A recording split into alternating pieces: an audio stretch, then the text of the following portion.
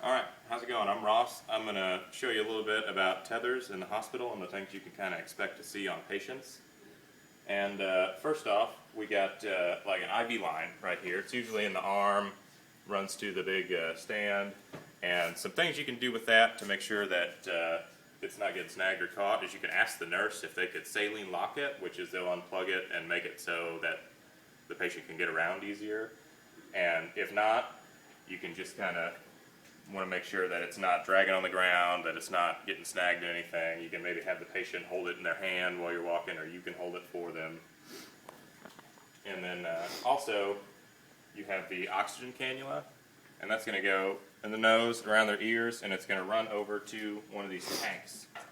And the tanks usually have little carriers that go on the wheels to help you walk around with them, or sometimes the wheelchairs will have little tank holders.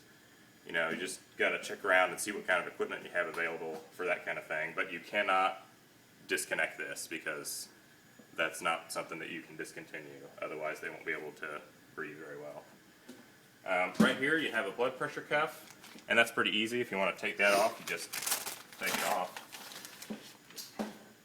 and set it on the stand here. Same thing with the O2 sensor. You can just unclip that and put that in place. Right here you got the leg wraps that keep them from getting deep vein thromboses, and you can just pull those off and set them on the bottom of the bed until you're done walking around. Just make sure that you put them back on when you're done.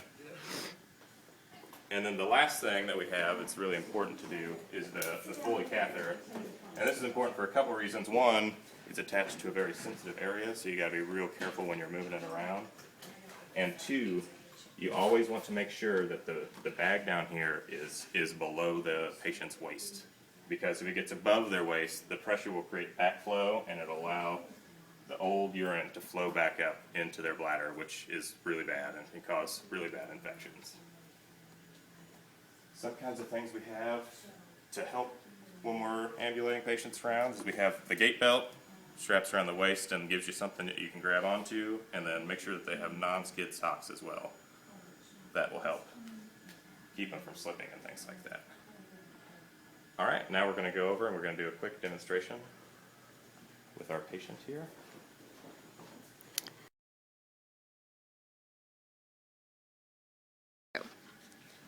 When ambulating a patient, one of the first things you're going to do is assess the patient's level of consciousness and strength. Alright, you feel pretty good? Do you think you can get up and go on a walk? If you have more than 2 tethers, make sure you get a helper. Also check with your patients to see if they have any abnormal lab values or medical conditions that would interfere with their ambulation. Discuss a backup plan with the patient in case of falls. Okay. And if something happens, I'm going to have the wheelchair right here, just in case, so we can get you up in that. If you're ever feeling tired or you can't go any further, we can just put you back in the wheelchair and take care of you.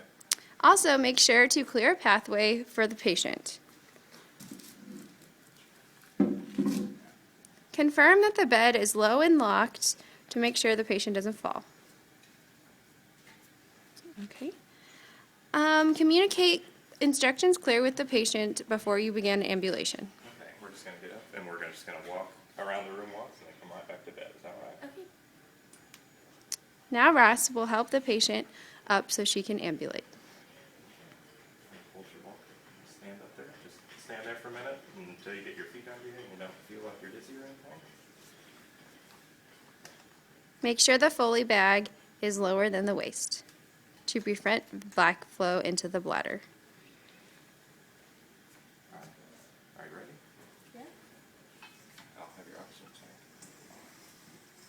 Begin ambulation and guide the patient down the hall.